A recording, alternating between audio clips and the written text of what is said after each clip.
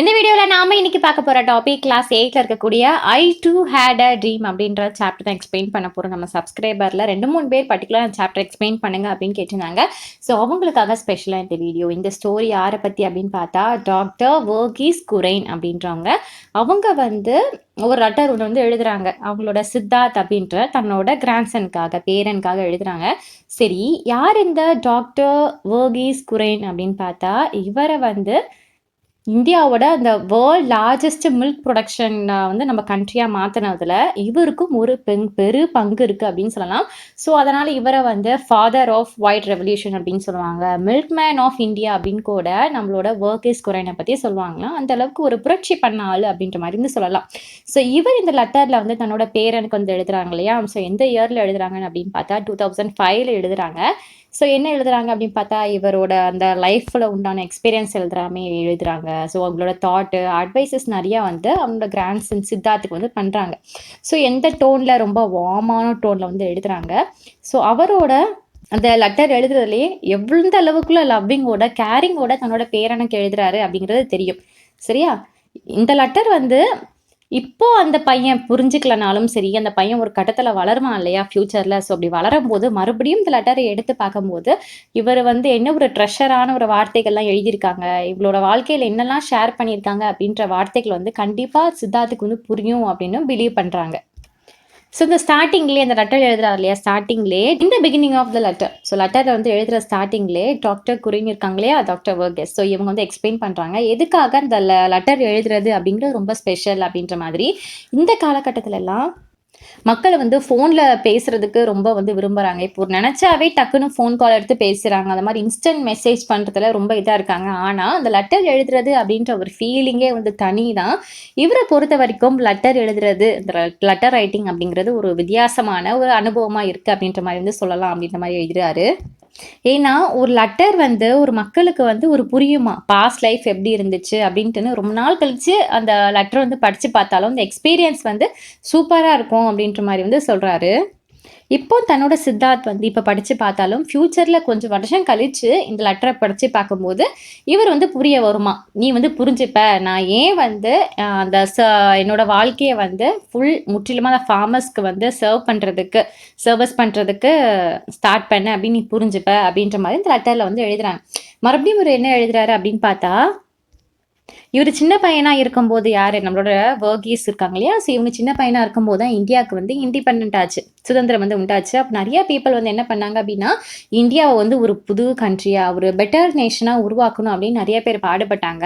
அதில் இவருக்கும் ஒரு ஆசை இருந்தது. என்ன அப்படின்னு பார்த்தா இந்தியாவை வந்து இன்னுமே ஒரு ஸ்ட்ராங் ஆக்கணும் அண்ட் பாவர்ட்டி ஹங்கர்லேருந்து ஒரு ஃப்ரீ நேஷன் கண்ட்ரியாக உண்டாக்கணும் அப்படின்ற மாதிரி ஆசை வந்து இவருக்கும் இருந்திருக்கு. இவர் அந்த காலகட்டத்தில் அந்த வாலிப வயசில் இருக்கும்போது இவருக்கு முன்னாடி இருந்ததுக்கூடிய அந்த கெரியர் ஆப்பர்ச்சுனிட்டி வந்து நிறையா இருந்துச்சாம். இவர் நினச்சிருந்தா இந்த ஆர்மியில் வந்து ஜென்ரலாக போயிருக்கலாம், பிஸ்னஸ் லீடராக வந்திருக்கலாம், ஏன் யூஎஸ்ல போய் ஒரு நல்ல வாழ்க்கை அந்த இது கூட வந்து அமைஞ்சுதான். பட் அதெல்லாம் வேண்டாம் அப்படின்ட்டுன்னு அந்த பால் பண்ணை இருக்கு இல்லையா, ஸோ அந்த டெய்ரி ஃபார்மர்ஸ் கூட அந்த குஜராத்தில் போய் வந்து இவர் வந்து இவரோட லைஃப் வந்து ஸ்டார்ட் பண்ணியிருக்காங்க. பட் இதுதான் இவரோட வந்து பிளானாக இருந்துச்சு அப்படின்ற ஒரு இது இல்லை. ஆனால் இவர் தேர்ந்தெடுத்த இந்த பாதை அப்படிங்கிறது இவருக்கு ஒரு மீனிங்ஃபுல்லான ஒரு பாத்தாக வந்து அவரோட லைஃப்பில் வந்து மாறி இருந்தது. இந்த லெட்டரில் வந்து இவரோட ஒய்ஃப் பற்றின, அதாவது நம்ம சித்தார்த்தோட பாட்டிமா இருக்காங்க இல்லையா, ஸோ அவங்கள பற்றி நிறைய சூப்பரான வார்த்தைகள் எல்லாமே வந்து எழுதியிருப்பாங்க. ஸோ என்ன கஷ்டம் வந்தாலும் இவங்களுடைய ஒய்ஃப், நம்ம வர்கீஸோட ஒய்ஃப் வந்து எப்பவுமே இவங்களுக்கு கூட வந்து நின்றுருக்காங்க, துணையாக நின்றுருக்காங்க. ஏன்னா அந்த ஆனந்த் மில்க் யூனியன் லிமிட்டடில் வந்து ஒர்க் பார்க்குறது அப்படிங்கிறது ரொம்ப கடினமான ஒரு விஷயமா தான் இருந்திருக்கு. ரொம்ப ஹார்ட் ஒர்க் போடணும். ஸோ எப்போல்லாம் இவர் வந்து தோழ்ந்து உட்கார்ந்துருக்காரோ அப்போல்லாம் சப்போர்ட் பண்ணது நம்மளோட பாட்டிமா தான், இவருடைய ஒய்ஃப் தான். ஸோ கண்டிப்பாக அவங்களால முடியும், டிஃபிகல்ட்டாக இந்த டைம்லாம் வந்து நம்ம க்ராஸ் பண்ணிடலாம் அப்படின்ட்டுன்னு ஃபுல் ஒரு சப்போர்ட்டாக வந்து இருந்திருக்காங்க. ஸோ இவர் வாழ்க்கையில் சக்ஸஸ் ஆயிருக்காரு அப்படின்னு காரணம் அது யாரெல்லாம் அப்படின்னு பார்த்தா இவருக்கு பின்னாடி நிறைய பேர் சப்போர்ட் பண்ணாங்க இல்லையா. ஸோ இவங்க எல்லாமே தான் காரணம் அப்படின்ற மாதிரி வந்து லெட்டரில் வந்து எழுதியிருக்காங்க. மறுபடியும் இவர் என்ன சொல்கிறாரு அப்படின்னா, நான் வந்து ரொம்ப ஸ்ட்ராங்காக பிலீவ் பண்ணுறாரு நிறைய வேல்யூஸ், அதாவது ஹானஸ்டி, இன்டிகிரிட்டி, அதாவது நேர்மை இருக்கு இல்லையா. ஸோ இதெல்லாமே நான் வந்து ஹானஸ்ட்டாக பிலீவ் பண்ணுறேன். இவர் என்ன சொல்கிறாருன்னா, நீ உனக்கு ஹானஸ்ட்டாக இரு, அப்போ தான் நீ மற்றவங்க கிட்ட ஹானஸ்ட்டாக இருக்கிறதுக்கு வந்து பழகுவ. அப்படின்ற மாதிரி சொல்கிறாங்க. ஏன்னா நம்ம ஏமாத்துறதை விட முட்டாள்தனம் அப்படிங்கிறது எதுவுமே கிடையாது இல்லையா? சரி, நீ உனக்கு ஹானஸ்ட்டாக இருந்த அப்படின்னா மற்றவங்ககிட்டையும் ஹானஸ்டி அப்படிங்கிறது உனக்கு வந்து ஈஸியாக வந்து இதாயிரும். அதுக்கப்புறமா சித்தார்த் கிட்டையும் சொல்கிறாங்க என்னென்னா, நீ வாழ்க்கையில் வந்து ரொம்ப ஒரு விஷயத்த கற்றுக்கணும். என்னென்னா, லைஃப் அப்படிங்கிற ஒரு கிரேட்டஸ்ட் ஒரு ஆப்பர்ச்சுனிட்டி அப்படிங்கிற மாதிரி இல்லையா? நீ எப்பவுமே அந்த லைஃப் அப்படிங்கிற ஒரு துச்சமாக நினச்சி வேஸ்ட் பண்ணிடக்கூடாது. நம்ம என்ன செயல் பண்ணுறோமோ அதுக்கு நாம தான் பொறுப்பேற்றுக்கணும். மற்றவங்களை வந்து ப்ளேம் பண்ணக்கூடாது. நம்மளோட டேலண்ட்ஸை வந்து எல்லா இடத்துலையும் நம்ம வந்து நிரூபிச்சுட்டே இருக்கணும். மற்றவங்களுக்கு உதவி பண்ணிகிட்டே இருக்கணும். இதெல்லாம் பண்ண அப்படின்னா வாழ்க்கை சூப்பராக போயிடும் அப்படின்ற மாதிரி சூப்பரான அட்வைஸ்லாம் சித்தார்த் வந்து கொடுத்துட்ருக்காங்க. மறுபடியும் என்ன சொல்கிறாரு அப்படின்னா, ஃபெயிலியர் அப்படிங்கிறது நீ சக்ஸஸ் ஆக மாட்ட அப்படின்ற மாதிரிலாம் உனக்கு கிடையாது. ஃபெயிலியர் அப்படிங்கிறது என்ன அப்படின்னு பார்த்தா, நீ உன்னோட பெஸ்ட்டை வந்து கொடுக்கல. ஒருவேளை நீ உன்னோட பெஸ்ட்டை கொடுத்துருந்தா கண்டிப்பாக நீ வந்து ஃபெயிலியர் ஆக மாட்ட, சக்ஸஸ் ஆயிருப்ப. ஸோ உன்னோட பெஸ்ட்டை கொடுக்காததுக்கு தான் நீ ஃபெயிலியர் ஆகிறதுக்கு ஒரு காரணமே தவிர நீ சக்ஸஸ் ஆக மாட்ட அப்படிங்கிறது கிடையாது.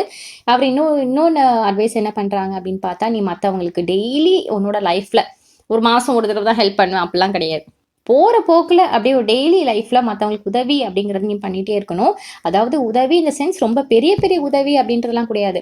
உன்னோட ஃப்ரெண்ட்ஸுக்கு எப்பயாவது உதவி தேவைப்படுதுன்னா உதவி பண்ணலாம். டீச்சர்ஸ்க்கு ஏதாவது சப்போஸ் டக்குன்னு ஒரு வாலண்டியர் வேணும் அப்படின்னா நீ இந்த இடத்துல ஒரு வாலண்டியராக இருந்து ஹெல்ப் பண்ணலாம். ஒரு கம்யூனிட்டிக்கு ஒரு சப்போர்ட்டாக இருக்கலாம். இந்த மாதிரி சின்ன சின்ன பங்களிப்புமே ரொம்ப முக்கியம் தான் அப்படின்ற மாதிரிலாம் சூப்பரான அட்வைஸ்லாம் வந்து சொல்கிறாங்க.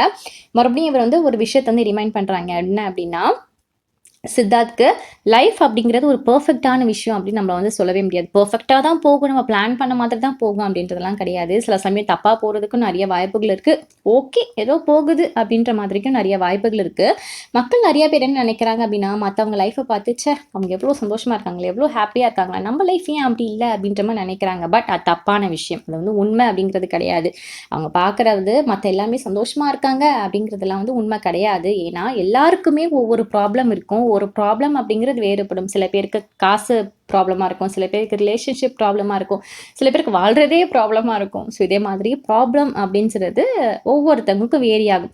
சரி, நம்ம வந்து மற்றவங்கள பார்த்து நம்ம கம்பேர் பண்ணுறதை விட நம்ம லைஃப்பில் நம்ம எவ்வளோ மீனிங்ஃபுல்லாக இருக்கும், நமக்கு லைஃப் வந்து எவ்வளோ சூப்பரான ஒரு இது கொடுத்துருக்கு அப்படின்ட்டுன்னு அதை பார்த்தா நம்ம வந்து நம்ம வாழ்க்கையை முன்னேறி போகணுமே தவிர மற்றவனை பார்த்து நம்ம என்றைக்குமே வந்து கம்பேர் பண்ணக்கூடாது அப்படின்ற ஒரு சூப்பரான அட்வைஸ் வந்து கொடுக்குறாங்க. அதுக்கப்புறம் ஒரு சில பர்சனல் மெமரிஸுமே கூட சித்தார்த் கூட வந்து ஷேர் பண்ணிக்கிறாங்க. சித்தார்த் வந்து சின்ன பையனாக இருக்கும்போது டாக்டர் குறைங்க இருக்காங்க இல்லையா, இவங்களுக்கு வந்து ஒரு அவார்டு வந்து கொடுக்குறாங்க நம்மளோட இந்தியன் கவர்மெண்ட் சைட்லேருந்து, பத்ம விபூஷன் அவார்டு அப்படிங்கிறது. ஸோ இதுதான் இருக்கிறதுலே இந்தியன் கவர்மெண்ட்டோட மிகப்பெரிய ஒரு உயரிய விருது அப்படின்ற மாதிரி சொல்லலாம். ஸோ இந்த விருது ஒரு கொடுக்கும்போது அந்த மெடல் கொடுப்பாங்க இல்லையா, ஸோ அந்த மெடலை நம்ம சித்தார்த் வந்து ரொம்ப குட்டி பையனாக இருந்திருக்கான். ஸோ அப்போ அவனோட கழுத்தில் மாட்டிக்கிட்டு நான் இதை வச்சுக்கிட்டோமா அப்படின்ற மாதிரிலாம் வந்து கேட்டானா. ஸோ நம்மளோட குறையினும் அவங்களும் கண்டிப்பாக நீ வந்து வச்சுக்கலாம், இது வந்து உனக்கும் சொந்தமானது தான் சொல்லிட்டு, ஆனால் இந்த மெடலை நீ சொந்தமாக வாங்கணும், உனக்கானதாக வாங்கணும் அப்படின்னு பார்த்தா நீ வாழ்க்கையில் வந்து நிறைய நல்ல விஷயங்கள் பண்ணணும், நிறைய ஹார்ட் ஒர்க் பண்ணணும், நிறைய உழைப்பு போடணும். இந்த மாதிரிலாம் வந்து அந்த லெட்டரில் வந்து எழுதியிருக்காங்க. ஸோ ஃபைனலாக அந்த லெட்டரை எப்படி என்டப் பண்ணி முடிக்கிறாங்க அப்படின்னு பார்த்தா ஒரு பியூட்டிஃபுல்லான மெசேஜில் வந்து சொல்லி முடிக்கிறாங்க. நீ உன்னோட வாழ்க்கையில் எப்போவுமே வந்து லவ்விங்காக இரு, ஸ்ட்ராங்காக இரு, கைண்டாக இரு, நீ கண்டிப்பாக பிலீவ் பண்ணு. ஏன்னா நமக்கு இப்போ கொடுத்துக்கக்கூடிய ஹாப்பினஸ், சக்ஸஸ் இதுவே வந்து எனக்கானது, போதுமானது. இது வந்து எல்லாருக்குமே இருக்கணும் அப்படின்ற மாதிரி எப்பவுமே நினச்சிக்கோ. அப்படி நினச்ச அப்படின்னா உன்னோட வாழ்க்கை உனக்கு வந்து நல்லபடியாகவே அமையும் அப்படின்ற மாதிரி சொல்கிறாங்க. ஸோ இந்த லெட்டர்லாம் எழுதுறாங்க இல்லையா, டெடிகேட் பண்ணுறது சித்தார்த் அப்படின்ற அந்த தன்னோட பேரனுக்கு மட்டும் கிடையாது, அந்த எல்லா குழந்தைகளுக்குமே இவர் வந்து டெடிகேட் பண்ணுறாங்க. அடுத்த ஜென்ரேஷன் லீட் பண்ணி கொண்டு போகிறாங்க இல்லையா, ஸோ இவங்க எல்லாருக்காகவும் ஒரு அட்வைஸாக தான் வந்து இவர் வந்து எழுதியிருக்காங்க. ஸோ இவர் என்ன ஒரு பிலீவ் பண்ணுறாரு அப்படின்னா, இந்த ஃப்யூச்சர் ஜென்ரேஷன் இருக்காங்க இல்லையா, ஸோ இவங்க எல்லாருமே வந்து இந்தியா வந்து ஒரு பெட்டர்மெண்ட் ஆகிறதுக்கு நிறையா ஒரு போராட்டம், ஹார்ட் ஒர்க் பண்ணணும், அண்ட் எல்லாருக்கிட்டையும் ஒரு ஹியூமனிட்டி, ஒரு மனிதத்தன்மை இருக்கணும் அப்படின்றதான் இவரோட ஒரு எய்மாகவே இருந்திருக்கு. ஸோ இதுதான் இந்த லெட்டர் மூலியமாக தன்னோட பேரனுக்கும் சரி, இவர் பேரனாக கருதக்கூடிய எல்லா குழந்தைங்களுக்குமே சரி, சரியா, எல்லாருக்கும் பொதுவான ஒரு கருத்தை, ஒரு அட்வைஸை வந்து இவரோட வாழ்க்கையிலேருந்து நிறையா வந்து எடுத்து சொல்லியிருக்காங்க. ஸோ இதோட இந்த சாப்டர் முடிஞ்சது. இந்த கதையை சொன்ன விதம் உங்களுக்கு புரிஞ்சுதுன்னா ஒரு லைக்கை போட்டுவிட்டு ஃப்ரெண்ட்ஸோட வாட்ஸ்அப் டூலுமே ஷேர் பண்ணி விடுங்க. கண்டிப்பாக அவங்களுக்கு யூஸ்ஃபுல்லாக இருக்கும். தேங்க்யூ.